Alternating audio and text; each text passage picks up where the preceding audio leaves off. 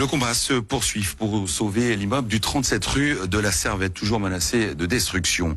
Alors que la ville s'est opposée à cette démolition, aujourd'hui, habitants, associations de quartier et politiques se lancent dans la bataille. Leur message, non, cet immeuble n'est pas un taudis.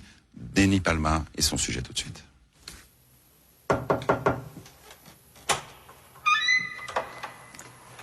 Bonjour, alors bienvenue chez moi. Je vais vous montrer mon appartement et vous allez pouvoir constater que ce n'est pas un taudis.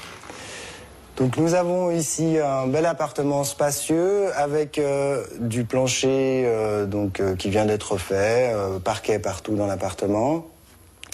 Un bel espace, des frises au plafond, quelques éléments architecturaux assez jolis. L'appartement a tout le confort, électricité bien sûr, sanitaire en très bon état, eau courante c'est l'évidence. Voilà, je vous montre les sanitaires qui viennent d'être faits. La cuisine a été refaite, donc voilà, comme vous pouvez le constater, en très bon état. Et voilà ce qu'on appelle apparemment un taudis. Devant les journalistes, locataires et plusieurs associations de quartier dénoncent l'autorisation de destruction délivrée par l'État.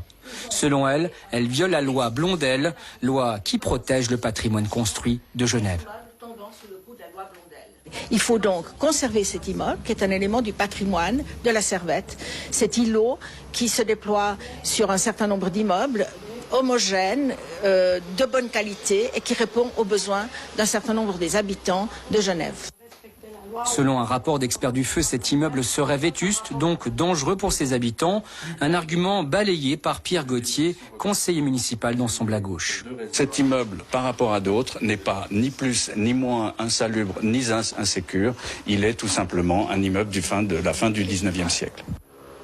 Le futur du 37 rue de la Servette demeure incertain. Le conseil administratif de la ville de Genève devrait rencontrer demain la fondation Jean Dutoit, propriétaire des lieux.